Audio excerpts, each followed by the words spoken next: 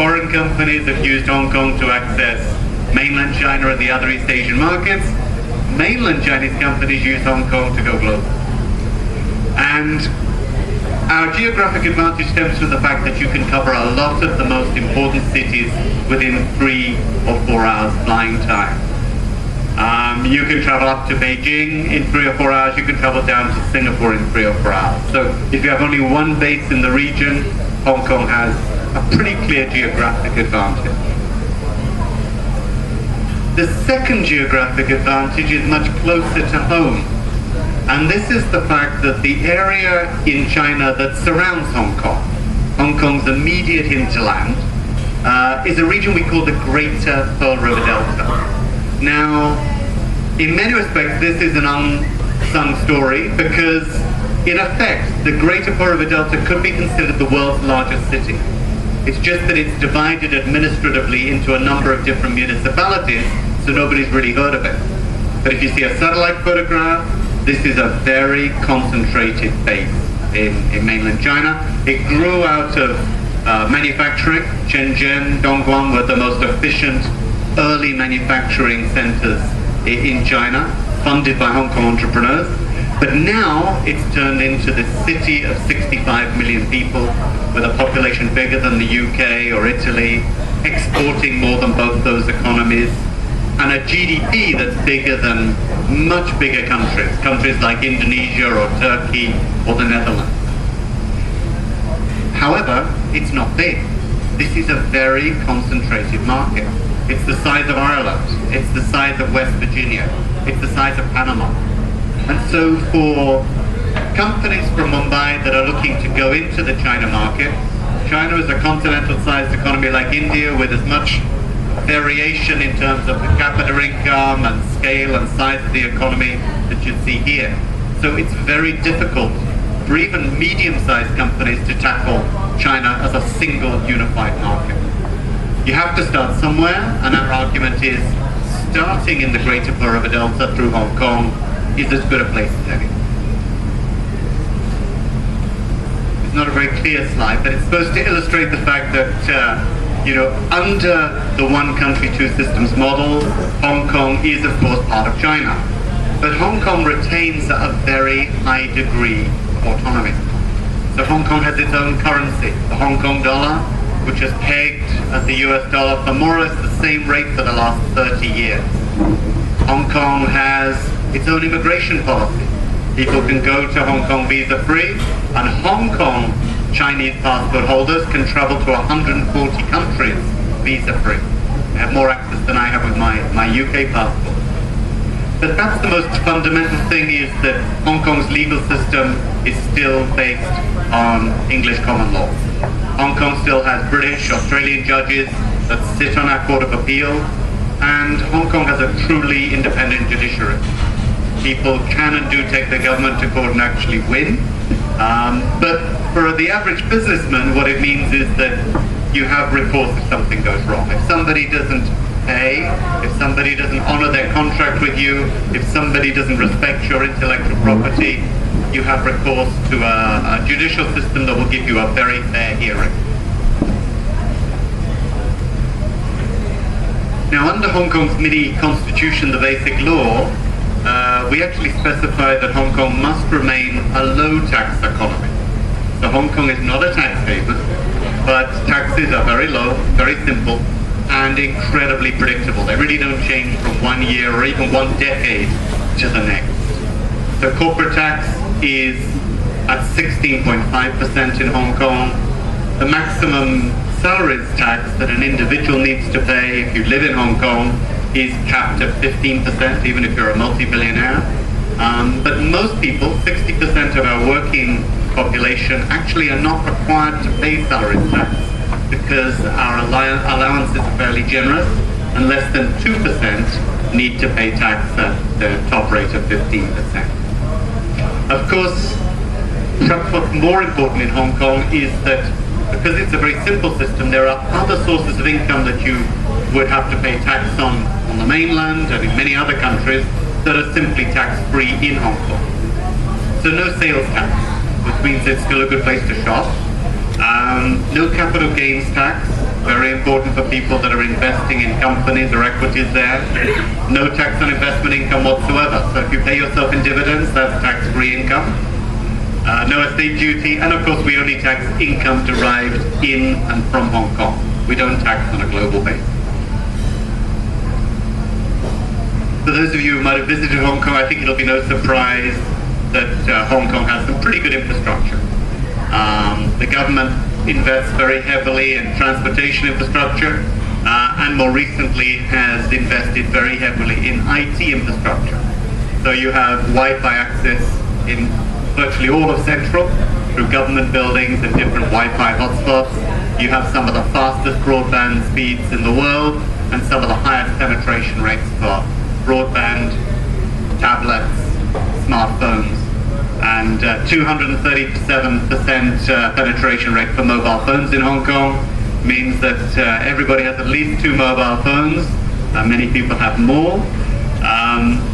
And as a society, Hong Kong is a market of early adopters. People love new technology, to the point where some technologies were introduced in Hong Kong and took off very quickly, but actually didn't take off anywhere else in the world. So Hong Kong was quite big with laser discs 10, 15 years ago, but didn't really take off elsewhere.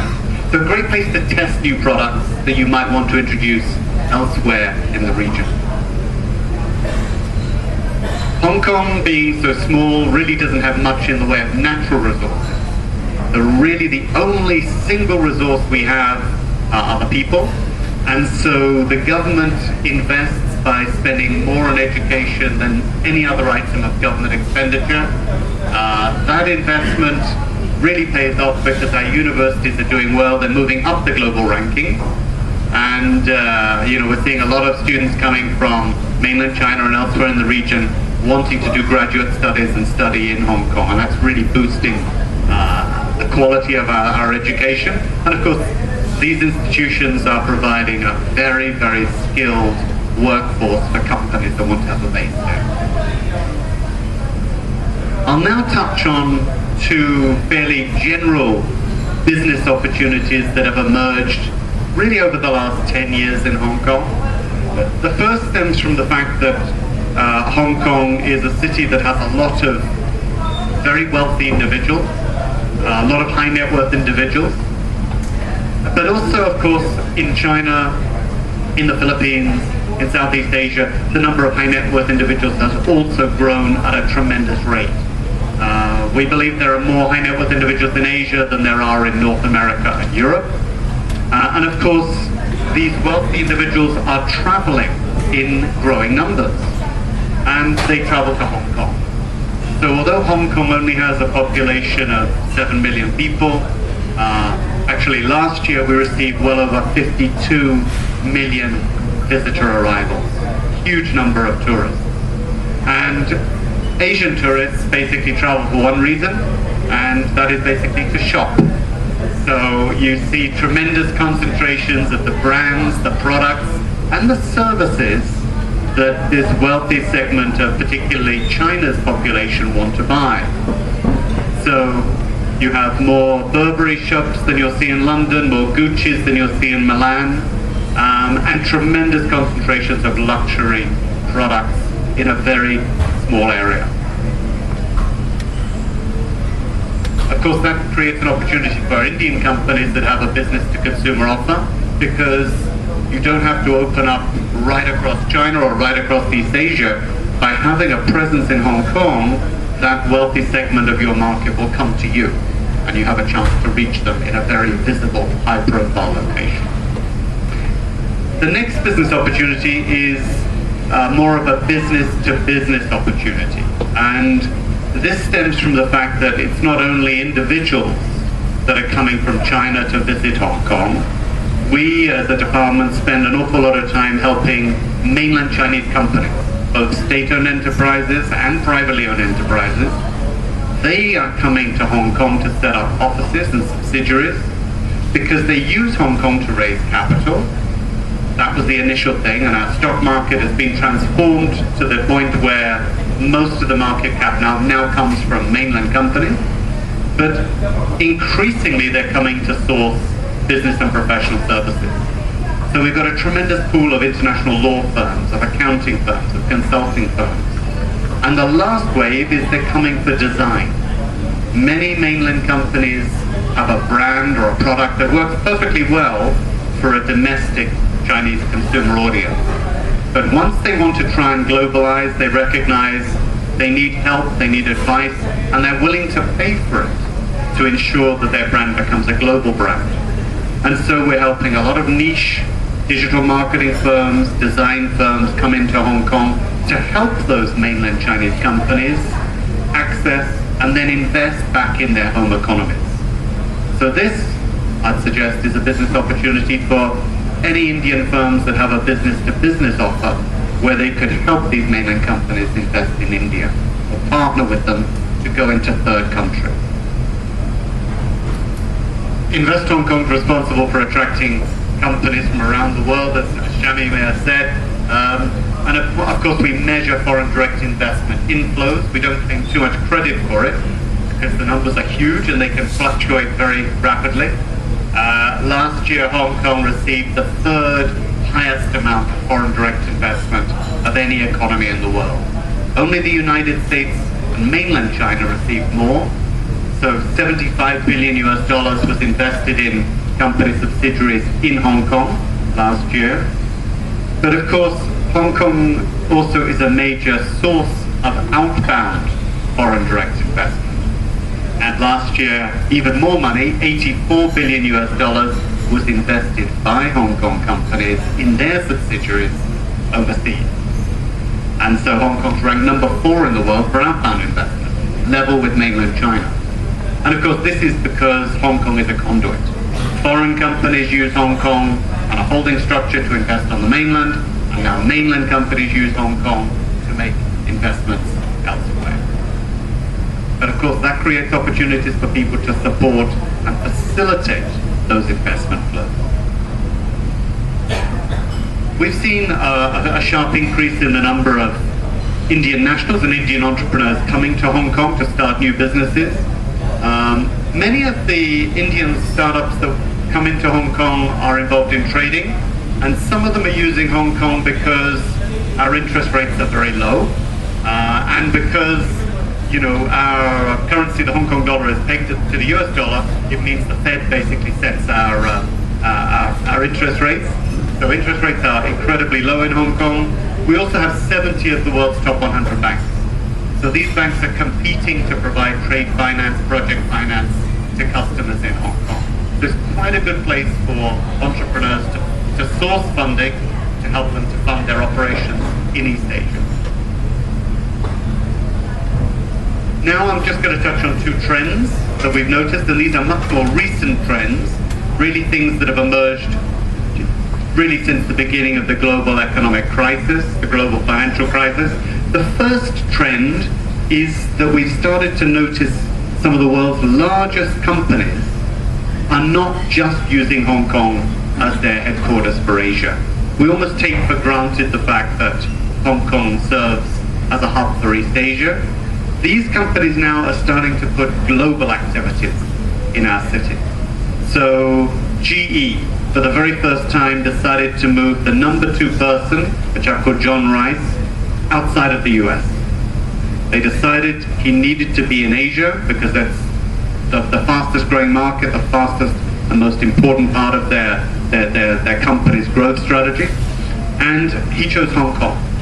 And so GE have moved a very senior team of CFOs and senior executives managing all the different GE companies globally from Hong Kong. Everywhere outside of North America is managed from Hong Kong by this chap, John Wright.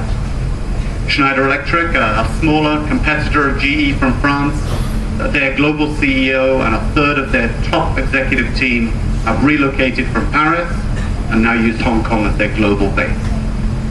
And last but not least, in Asia, Carlos Ghosn of Nissan has decided to move the global headquarters of their luxury car brand, which is being spun off as a separate company really. It's called the Infinity car brand. They have moved from Tokyo and Yokohama to be based in Hong Kong. And so on and so on. The global head of KPMG, the global sourcing operation for Tesco's, for non-food, etc., etc. This list is growing. But I don't want to give the impression that it's only the big guys that we're supporting. In actual fact, the vast majority of the companies that we help at Invest Hong Kong are increasingly smaller companies, family-owned businesses, not just SMEs, but in the last 3 years, the big growth has been in individual entrepreneurs, particularly from Europe, people that have voted with their feet and have decided that they're going to start their businesses in Asia and are using Hong Kong as their starting point. And so, as a department, we've seen the number of individual entrepreneurs grow by 60% in the last 3 years. We've seen the number of people applying for the investor visa to start their own businesses grow by 59%. And it must be the same here, but we're seeing private sector co-work spaces and incubators opening up at the rate of almost one a month. 3 years ago we had 2 and they were government funded. Now we have 20 and 18 are private sector.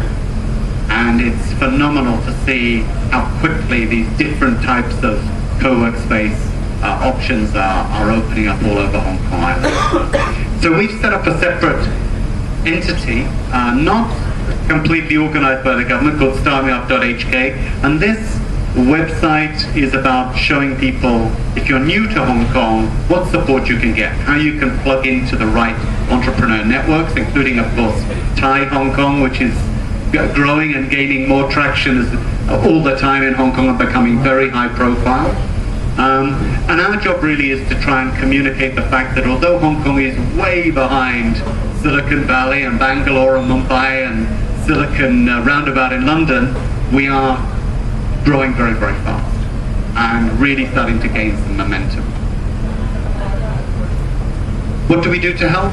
As a government department, our job is actually not to force people to come into Hong Kong at any cost or to hard sell Hong Kong too much, despite the propaganda in this presentation. Our job really is to sit down with decision makers and help them to make an informed choice. So we often account manage and work with companies for 2 or 3 years before they're ready to make a move and have at least one person in Hong Kong. And in those early years, colleagues like Shami here in Mumbai are providing information and advice so that people can make an informed choice. We'd rather people take their time, start small, or even choose not to come to Hong Kong than come in and make a mistake. But when companies are ready, providing they're going to have at least one person based in Hong Kong, then we have our sector teams in Hong Kong that provide practical help with getting visas, help with finding the right business service providers, help with getting networking opportunities, help with promoting and publicizing the fact that they have a presence in Hong Kong. All the discussions we have with companies are strictly confidential, even within our department, and all the services that we provide are completely free of charge. So I'll conclude by showing our more traditional website that has a lot of facts and figures about opportunities and a lot of testimonials from companies that have set up in Hong Kong. And I would encourage you certainly to connect with me personally on LinkedIn or to plug into some of our social media channels. We're learning as we go when it comes to working with the startup community, but it's a fascinating journey, and we've had tremendous support from many of the individual entrepreneurs that make up our ecosystem.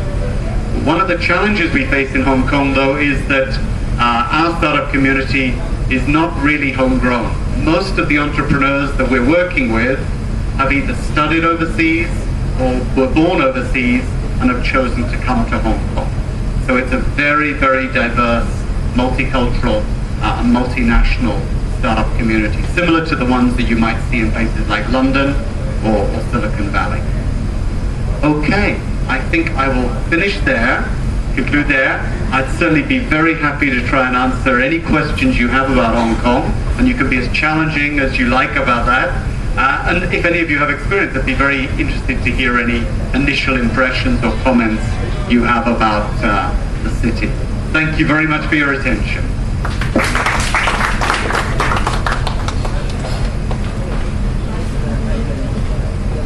I mean, obviously real estate costs a little bit. Obviously, Star, your real estate costs in Hong Kong are really steep. Yeah. So, I mean, what's there for really, smaller startups kind of use their kind of shared facilities where, just like what's kind of coming up in the ecosystems everywhere else? Are they kind of incubators or, where they can rely on subsidized table space? Thank you very much for that one. It's actually a real challenge because Hong Kong's famous for having some of the most expensive office accommodation in the world. I know you also have some very expensive office accommodation here too. But sometimes the perception or that ranking can be more of a challenge than the reality.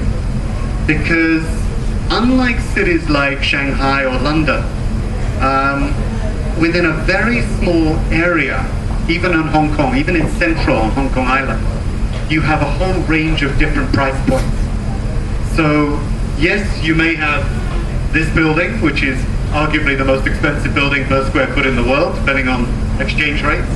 But 2 or 3 blocks away, you could have a building that is only 30% of that cost. 2 or 3 stops round on a subway train, another 30% cheaper. So there's a whole range of different price points for offices. But people have to be used to being in smaller office accommodation than they're perhaps more comfortable with or more used to in North America or Europe.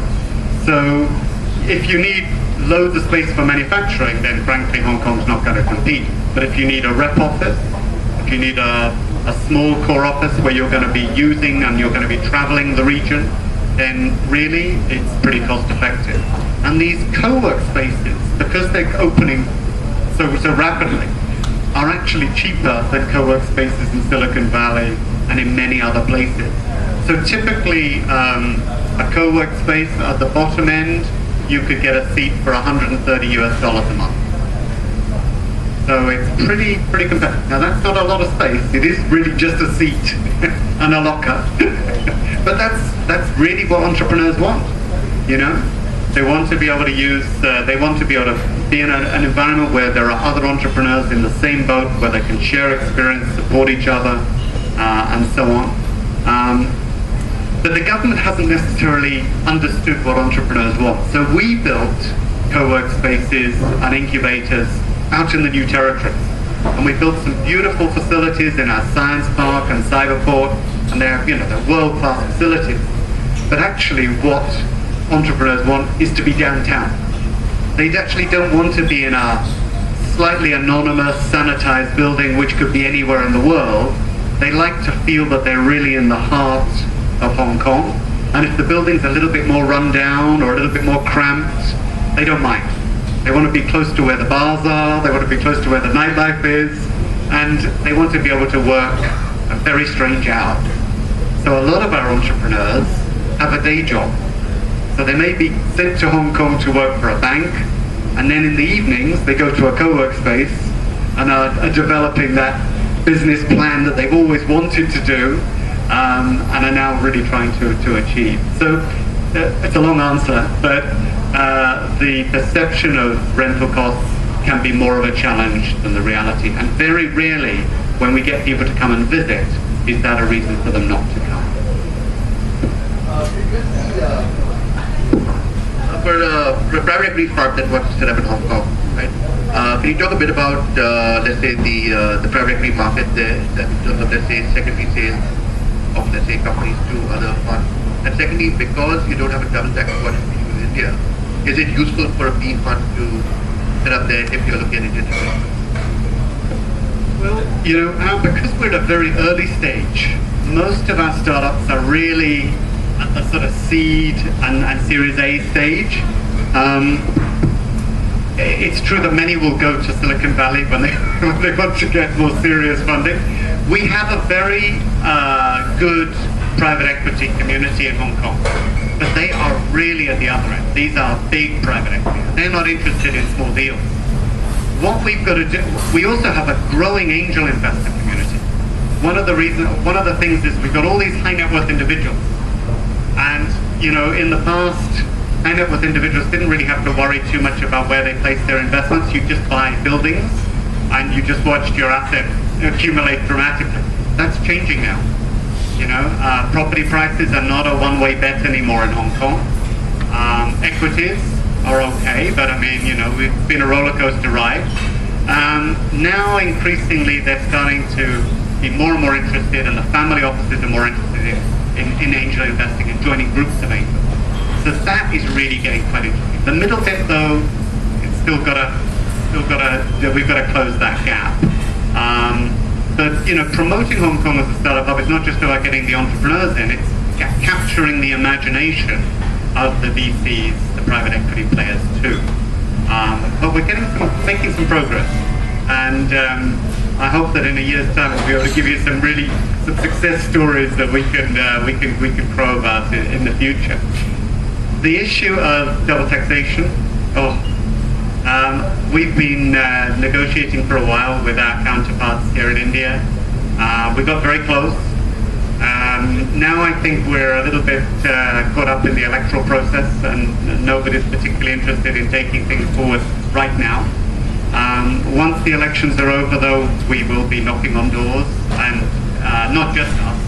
The Indian Chamber of Commerce in Hong Kong are major allies. They see tremendous benefit in this. And we, of course it will really facilitate us in terms of attracting not just startups, but many Indian companies to use Hong Kong. But we must communicate the fact that this isn't just purely a one-way street. If we can have a DTA with India, India will also be able to attract more investment, not just from Hong Kong, but from mainland. Because the mainland companies want to structure their outward acquisitions and investments through Hong Kong.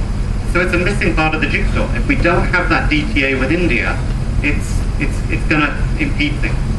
Of course, there are ways to do it through other economies, and so that you don't get hit too much. But it would make all our lives much easier if we could get that DTA. Unfortunately, no. We have DTAs with everybody else in Southeast Asia, but not with Singapore.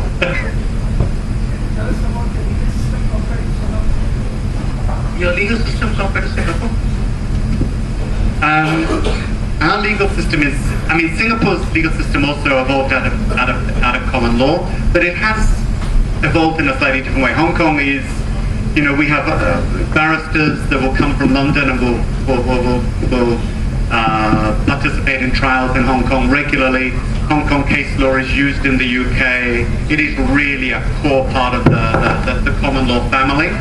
And as I say, it's quite unusual for what is in effect a Chinese city to have judges from the UK and Australia sitting on the Court of Appeal, where the government has no control over what rulings they're going to have.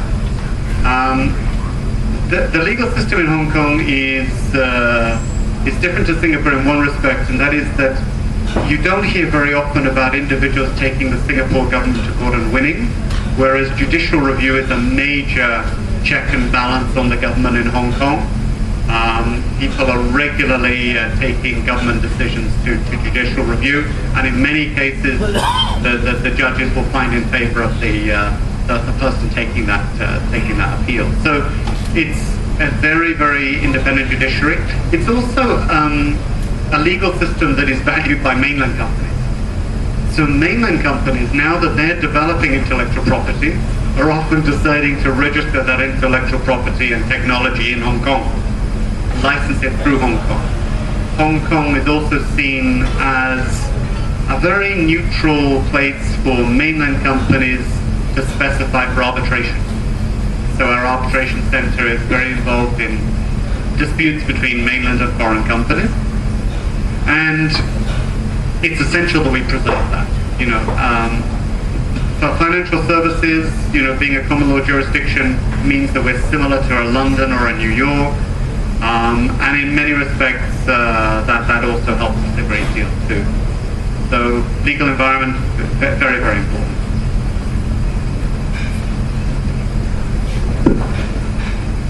What is the minimum investment required for setting? Is there a minimum? And another question which you may find a bit uncomfortable. I found that the attitude of Hong Kong Chinese is Is rude compared to those of mainland China. Okay. I'll ask the first question, which is an easy one. Minimum capital to set up a company in Hong Kong. Well, I like that question because it's very low. There is no minimum capital to register a company in Hong Kong, so it's $1 Hong Kong. For you to register a company, or me, or my Chinese colleague Ocean, it's exactly the same. You don't need a local partner. You only need one director who doesn't need to live in Hong Kong. And your accounting firm should be able to register online a company in an hour. So the barriers to entry are incredibly low. Visas, well, of course, like every economy, we have to have some sort of restriction on people coming to work in Hong Kong. It's a pretty liberal visa regime in Hong Kong. They let me in. but no, generally speaking, what the immigration are looking for is that people have the right qualifications. That normally means a degree. They're looking to see that the person coming in is paid the normal, if it's a salaried position, is paid the normal salary for that job in Hong Kong. You're not undercutting local people. And if you're going for an investor visa, then what they're looking to see is that ultimately you'll employ some local people. All right. So, but they don't have set numbers. This isn't like, you know, you must employ 10 people or you must invest $100,000 US. It's not like that. It will depend on the type of business that you're setting up, and then based on that, they will try and identify what they think the capital requirements will be for that business. All right. But our job really is to try and advise people on that. We can't do the application for you, but we've got colleagues who can check over the business plan, check over the forms, and make sure there are no gaps or things that are going to concern immigration. But generally speaking, it's pretty liberal.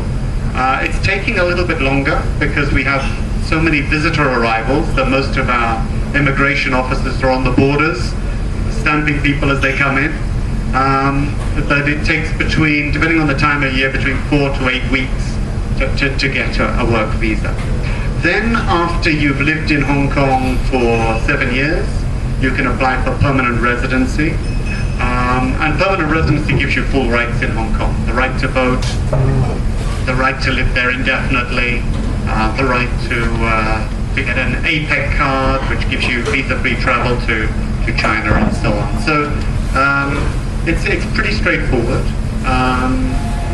The next question you had was about people being a little bit rude in Hong Kong. Well, Hong Kong had that reputation. I like to think it's got a bit better. Hong Kong thrives on tourism. And 10 years ago, I don't speak Cantonese. I was in Taiwan, so I speak a little bit of Mandarin, but very badly.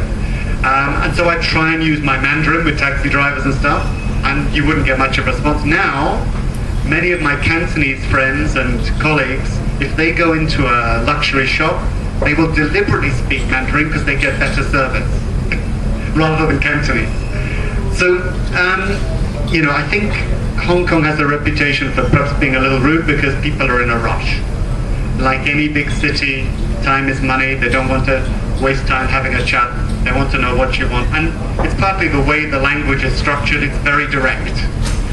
So, but we also hear some very good stories about how Hong Kong people go out of their way to give people directions and show people around.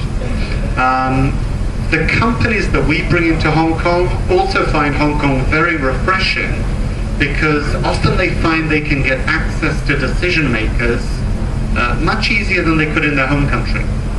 So if you are prepared and you go about it the right way, you can get in to see senior executives. They won't give you 2 hours, but they may give you half an hour. And so if you're prepared and you've got the right pitch, Hong Kong can be a very efficient way to get in and learn from talking to some senior people. It's also a city of networking. So every night of the week there are chamber events and of course lots of entrepreneur-based events, whether it's Tech Tuesdays or Web Wednesdays. It must be the same here. that are on every single night. So you can spend more time socializing than actually doing any business. But it's a great place because you can build up a network very quickly, and you can access and understand new opportunities very quickly. Often we'll bring in an entrepreneur who's got one business plan, but after a week in Hong Kong, completely pivot and decide they want to go for a new opportunity that they just uncovered from talking to people in the market. So come and give us another try, and hopefully you'll have a better experience.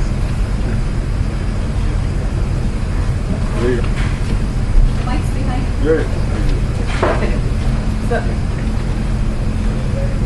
Two quick questions actually. The first question is, if you want to start your business in Hong Kong as an Indian company, can you register a subsidiary there and take an employee from Hong Kong and use the employee residence address? Will you set up your own office or a business center? Is that feasible? Oh, okay. Of course you can start a company and employ somebody in Hong Kong. That's the easiest thing to do. Whether you can use their address is more about what their tenancy agreement says, or what the rules of their residential accommodation are. If it's owned by them, if it's owned. But even if it's owned, there can be rules that mean you cannot use the address officially for conducting business and for registering a company. Now, what many people do is they will register at a business center or with their accountant. That is their registered address. But, you know, who's to stop you working with your laptop at home? All right? So long as you're not having streams of salespeople coming in and out or doing small seminars in your living room, you know, most people work from home in Hong Kong. But, you know, as a registered address or a place where you're having deliveries, then there may be rules in that individual's residency agreement or tenancy agreement. Most people live in high-rise apartments in Hong Kong, as you know. Very few people have houses, and so there are restrictions on that. But there are so many different options, from virtual offices, where you can rent offices by the hour, by the day, rent meeting rooms, use co-work spaces. There are so many different flexible options that actually I don't think you need to use a residential address. The second question is more taking on from Girish's point on the legal structure in Hong Kong.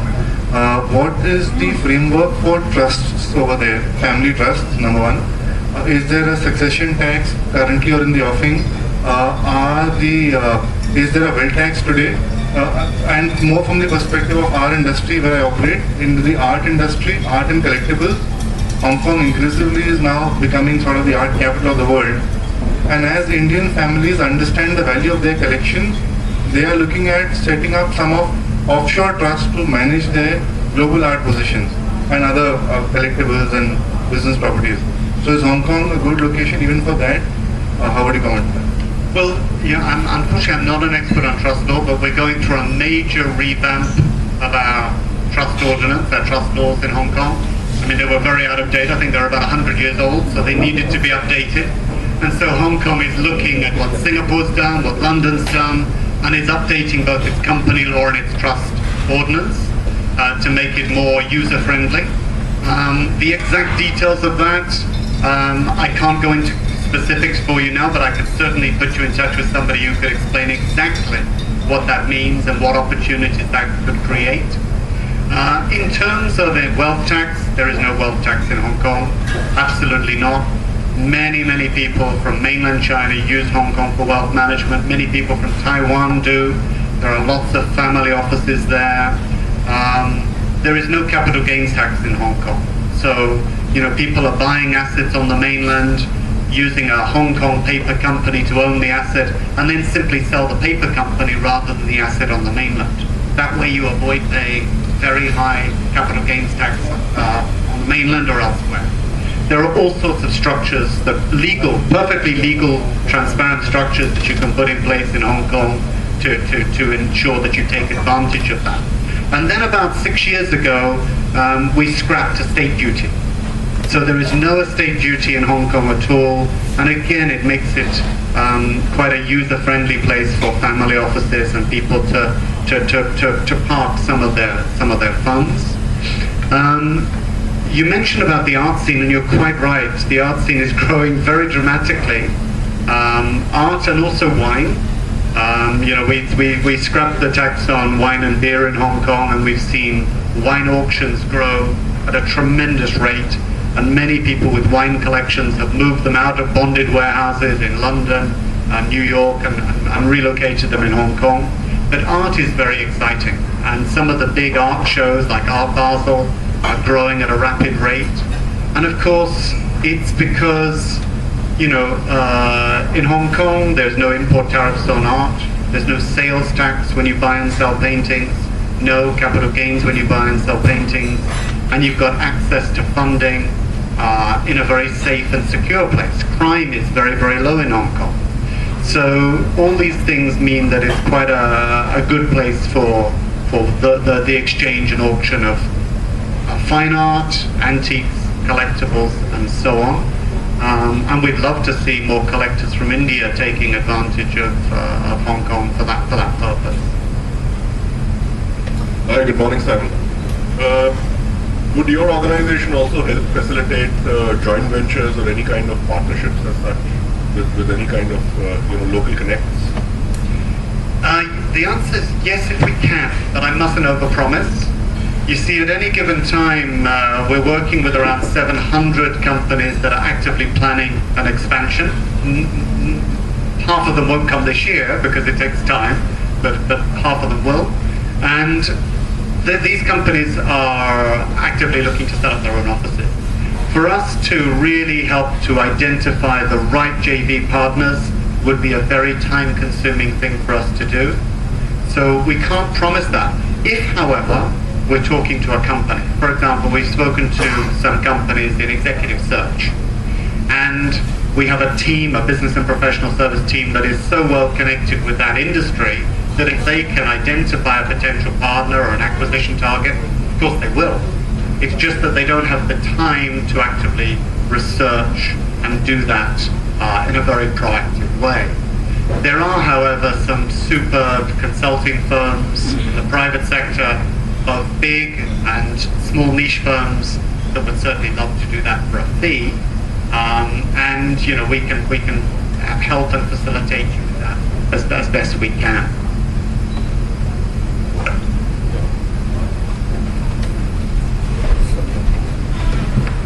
Yeah, thanks, Simon. Just want to check for a startup who's going to be setting up shop in Hong Kong, and you mentioned it takes 1 hour to register, which is great. How does the startup access funds in HK? I mean, you mentioned HNIs and private equity, but they're on the other end of the spectrum. Like in India, there was a plea made by a senior banker to the central bank of allowing angel funding made as a priority for banks. So, is there a similar setup in HK? Or does Invest HK facilitate, funding facilities for a startup? We're looking at this very carefully. There are, I think, something like 16 different funding schemes in Hong Kong, government funding support for different types of activities. Of course, research and development, design, things like that. They're not always very accessible, to be honest. They can be very generous if you're very patient and you want to do all the paperwork and you've got lots of time, then they can be really quite attractive. The problem is the more we engage with the startup community, the more we realize that they're all in a hurry.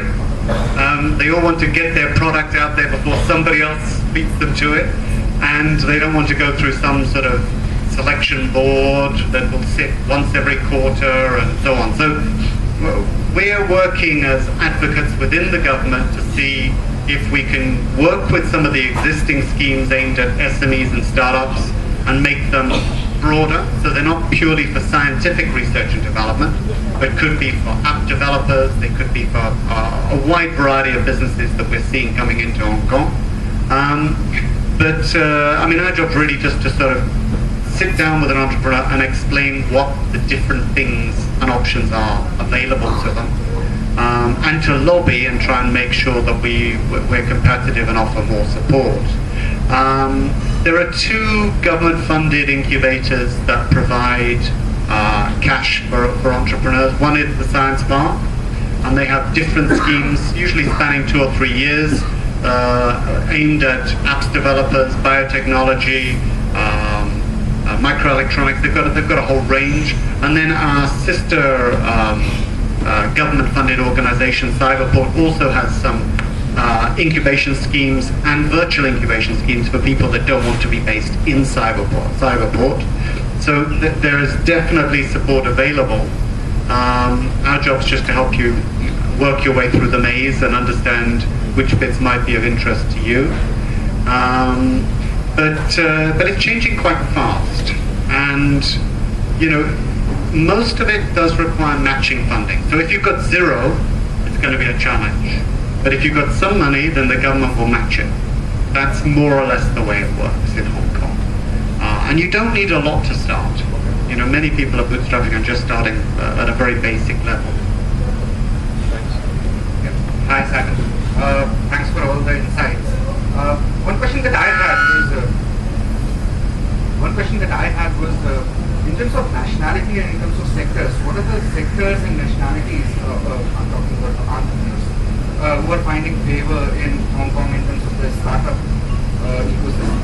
And how do you want to change it? So I'm talking about specific instances. So for example, people from Australia finding favor in Hong Kong in terms of, let's say, high technology, but you want to probably make it a healthy mix of technology, healthcare, those kind of. So you mentioned microelectronics, for example. So is there a trend that you kind of see panning out? Particularly, I'm talking from the perspective of Indian entrepreneurs at large over here. Healthcare, education, technology, those are the sectors that are probably the key sectors that we focus on, apart from consumer, which is more like a domestic story. Well, thank you. I mean, let me tackle the nationality one first. We certainly don't have any quotas or any requirements to work with one nationality over another. As a department, we get a certain amount of pride in the fact that we help companies from around well over 40 different countries and economies each year. So broadening the scope of where the companies are coming from is interesting for us. We like it. But it's not, the most important thing is not about what interests us, it's about what economic benefits these companies bring. So we don't care where companies come from at all. What we're looking for, though, are new blood, new ideas, new brands, new approaches to things that it actually may increase the competition in Hong Kong, but make Hong Kong more competitive. So it's not about bringing money, it's about talent, increasingly about bringing talent to Hong Kong. When we asked our immigration department to give us a breakdown of who's been applying for the investor visas. These are the visas, the work visas for people starting their own businesses. For the last 5 years, India is number one. But actually, we don't know who they are. One of the challenges for us being the world's freest economy is nobody has to use our help. People can come and set up in Hong Kong without even talking to us and do. And many don't know we exist. So, we need to reach out and understand a little bit more about what those Indian entrepreneurs are doing. From our perspective, we're seeing some big growth in terms of entrepreneurs from France. I think you get a certain point where you get some entrepreneurs, and then word of mouth through their own informal networks, it gets out, Hong Kong's quite a good place to start a business, and then you get more and more and more. And so, if you take France and Germany, we have 16,000 French nationals. I think we have about 4,000 German nationals. And yet, Germany's a bigger economy. So you get a certain critical mass, and that sort of reinforces itself. So we're helping entrepreneurs from really all over. We had a venture program last year, which we tried out. I mean, I know many economies have done this, a business plan competition. We launched it in the space of 6 weeks, hoping we'd get about 70 entries. We got 400, just under 400. And they came from 39 different countries and economies. However, I'd say when we got down to the finalists, they were from Canada, they were from the US, they were from Hong Kong as well. There were many ethnic Indians amongst the mix, even though they weren't from India. But it's fascinating to see where these entrepreneurs are coming from. The one place that we can't promote, and this may sound really weird to you, the one place that we can't really promote this startup and investor visa program is on the mainland. Because unfortunately, whilst mainland people can come and get employment visas in Hong Kong, they're not at the moment allowed to apply to start their own business in Hong Kong. They can only be sent by a larger company, which maybe one day will change because there's a huge pool of entrepreneurial talent there. But that's one place where we can't market ourselves too much for this scheme. What was your second question? Sorry. The sectors. The sectors. Okay. If we're talking about traditional FDI, we see sectors in consumer products. We see a lot of companies from financial services. The startup community is again a bit of a mystery. It's so new. It's expanding so fast that we've actually got EY to do a study right now to map out what they're doing and why, where they come from, and what they're using Hong Kong for. All I can say is that I've been getting around as many of the co-work spaces as I can, and I meet an awful lot of people in fintech. That seems to be growing fast. A lot of people in e-tailing, consumer-related, social media type products, because Hong Kong's got this sweet spot where you can access all the social media channels on the mainland, and they're growing tremendously fast. Tencent's got a huge office in Hong Kong now, managing their global conquest from Hong Kong. But also, you've got complete unfettered access to the social media here, to Facebook, to Twitter, to all those channels that are not readily accessible on the mainland. So from Hong Kong, you can really cover both markets perfectly. And that's another very interesting spot.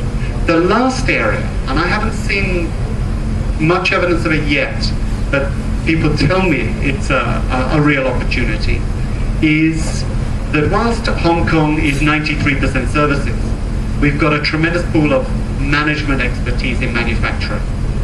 And so if you have a product that you want to manufacture and scale up very quickly, you can do the R&D, the product development, the IP-related part in Hong Kong. You can prototype in Hong Kong and Shenzhen way faster than you can in the US. And then you've got some of the world's most efficient manufacturers within a 30, 40 kilometer radius. So if it's a product, there's some real opportunities to use Hong Kong for that too. A lot of the high net worth individuals that are beginning to become interested in startups come from traditional manufacturing industries, textiles, garments, toys, consumer electronics.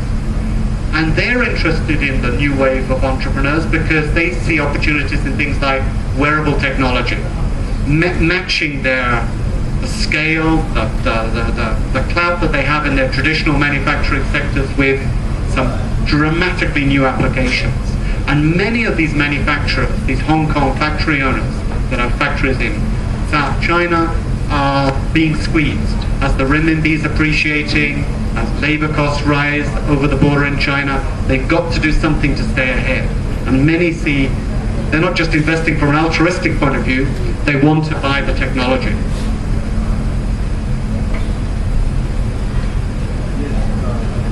To register our brand, we already click before we enter to register our brand or company name in Hong Kong. I mean, you can register a trademark or a brand in Hong Kong. Does your office facilitate that process? We won't do it for you. There are service providers, legal firms, and other service providers that will do it for you. There is some funding available for SMEs to register trademarks and brands in Hong Kong as well. Once you're registered in Hong Kong, you become a Hong Kong company. And our Productivity Council, which is another government-funded organization, can also provide advice and support. So we won't do it, but we can show you who does. What would the annual filing cost be, and is it mandatory to have a Hong Kong national when you set up? You don't, unlike Singapore, you don't need a local partner. You can, it's like the UK, you need a company secretary, which is your legal representative in Hong Kong, which is your accounting firm, and they will charge you a fee to set up and incorporate the company, and then if you're happy with them, they will charge you an annual fee to audit and just keep your books up to date and filed with the company registry. It's a very competitive market. There are hundreds and hundreds of accounting firms that can do this, from the big four down to an individual accountant. And our job is not to recommend one company, but to give you a short list of maybe half a dozen, so that you can then find the one that meets your needs.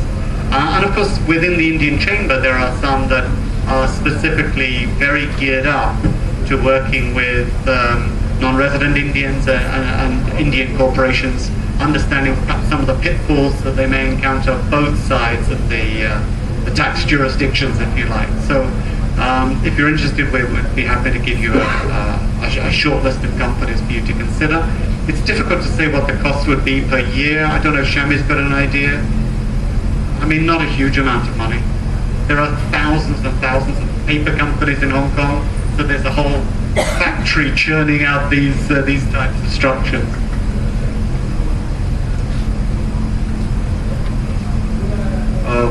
Just from an IT perspective, I mean, you mentioned that there's a very solid broadband network and you're investing heavily. What are you doing to actually attract IT companies to actually come and set up shop there? I mean, is there a specific, just an example, there's an close one or something like that? I mean, are you sort of looking at those people come in and set up shop? We do. I mean, we've got the government's office of the Chief Information Officer is really coordinating what the government spends on IT, and the government's a major customer when it comes to IT. And we've got our Science Park, and our Cyberport in particular is geared up to supporting IT companies. We've got some good players in Hong Kong, but we haven't got a huge pool of talent. One of the challenges for us is that because Hong Kong is a very successful financial center, we have some great engineering graduates, but the financial industry is like a big vacuum that sucks up all the engineering and IT talent. And what some of our IT companies say is that once a graduate's gone into work for an investment bank, it's difficult to get them to go back into IT again. But what is interesting is the financial services technology companies that are coming in. We're seeing a lot of, it sounds a cliche and a stereotype, but within the big multinational banks in Hong Kong, many of the chief information officers are from India. So a lot of Indian companies have kind of a foot in the door when they want to start talking and selling IT solutions to the CIOs of Standard Chartered or HSBC or the American banks there. I think there's a lot more we can be doing in IT. Just a follow-up question to that. I mean, we were looking at opening up an office in either Singapore or Hong Kong, and I don't want to drag that Singapore versus Hong Kong story here, but we did get advice that if you focus at Asia, then go open it in Singapore. But if you're really looking at mainland China, then Hong Kong is the place. Now, there are two things to it. Either mainland China as your market, or if you're looking at getting people, Chinese who work for you as in an IT company, then go open up a shop in Hong Kong. So, what is your comment on that? Well, I think that's actually quite good advice. Hong Kong and Singapore share many similarities. There's not much difference in terms of our tax rates. Ours is 0.5% lower. Singapore is also a place where corruption is very, very low. You've got rule of law. It's an accessible place. But it is in a different environment. Singapore operates in a different space. So if you're interested in Australia, Singapore's got an advantage. If you're interested in Indonesia, Singapore's got a clear geographic advantage. When you start looking at the ASEAN countries further north, many people overlook that Manila, Hanoi, even Bangkok is equidistant to Hong Kong. So some of the Southeast Asian countries are very accessible for Hong Kong. And then, of course, mainland China. Very rarely do people think that Singapore's like an entry point for mainland China. It's like saying, London's an entry point for South Africa or something. I mean, the distances are huge if you want to fly from Singapore to Beijing or Singapore to Tokyo. But also, the other two big economies in Northeast Asia, Korea and Japan, are easily accessible from Hong Kong too. So it does depend on your market. And if there's a China dimension, then I'd say Hong Kong has an edge. But if it's Australia and the southern part of ASEAN, Singapore has a very clear advantage.